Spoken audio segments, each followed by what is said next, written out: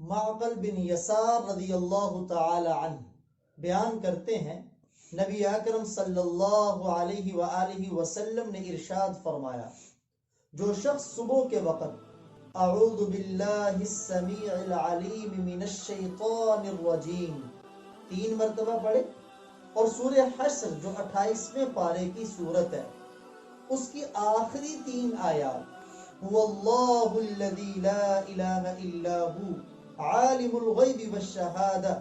اس سے لے کر آخری آیت تک پڑھ لے تو اللہ تعالی 70,000 فرشتوں کی ڈیوٹی لگا دیتے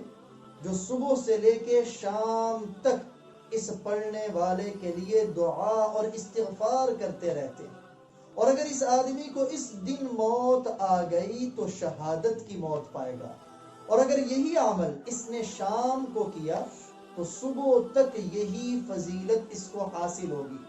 غور کرنے کی بات ہے، ہمارا رب کتنا کریم ہے، ہمارا اللہ کتنا رحیم ہے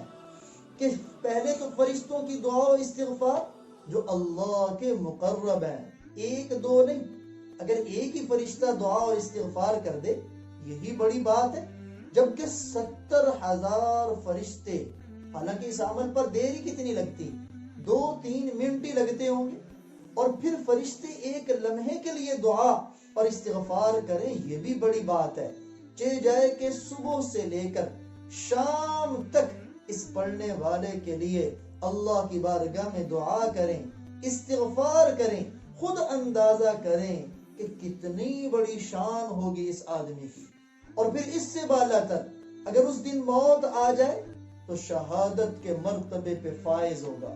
جس کو اللہ اس قرآن میں زندہ کہہ رہے ہیں، جس کی روح پرواز ہونے سے پہلے جنت میں اپنا ٹھکانہ دیکھ لیتی، جو اللہ کی بارگاہ میں بڑا اعلیٰ ہے، اس شہادت کا مرتبہ اس آدمی کو مل جاتا ہے۔